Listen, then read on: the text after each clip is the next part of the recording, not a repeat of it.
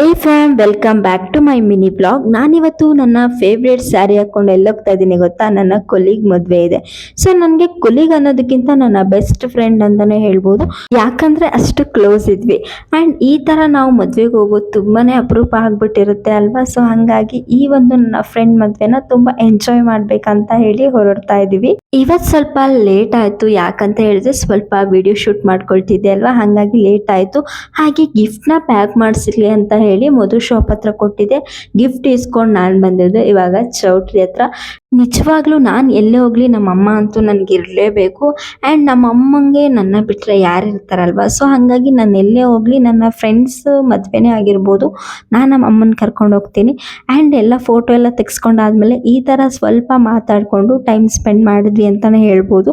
So ಅಲ್ಲಿಂದ ಸ್ವಲ್ಪ ಮಾತುಕತೆ ಎಲ್ಲ ಮುಗಿಸಿ ಇವಾಗ ಊಟ ಮಾಡೋಕ್ಕೆ ಹೋಗೋಣ ಅಂತ ಹೇಳಿ ಊಟದ ಹತ್ರ ಬಂದಿದ್ದೀವಿ. ಇಲ್ಲಿ ಬಫೆ ಸಿಸ್ಟಮ್ ಮಾಡಿದ್ರು. ಇಲ್ಲಿ ನಮಗೆ ಏನೇನು ಬೇಕು ಎಲ್ಲವೂ ಕೂಡ ನಾವು ಹಾಕ್ಸ್ಕೊಂಡು ಹೊಟ್ಟೆ ತುಂಬ ತಿಂದ್ವಿ. ಆ್ಯಂಡ್ ನಮಗೆ ಊಟ ಅಂತೂ ತುಂಬಾ ಇಷ್ಟ ಆಯಿತು ಅಂತಲೇ ಹೇಳ್ಬೋದು. ಫ್ರೆಂಡ್ ಮದುವೆಯಲ್ಲಿ ತುಂಬ ಎಂಜಾಯ್ ಮಾಡಿಕೊಂಡು ನಾವು ಊಟನ ಮಾಡಿದ್ವಿ.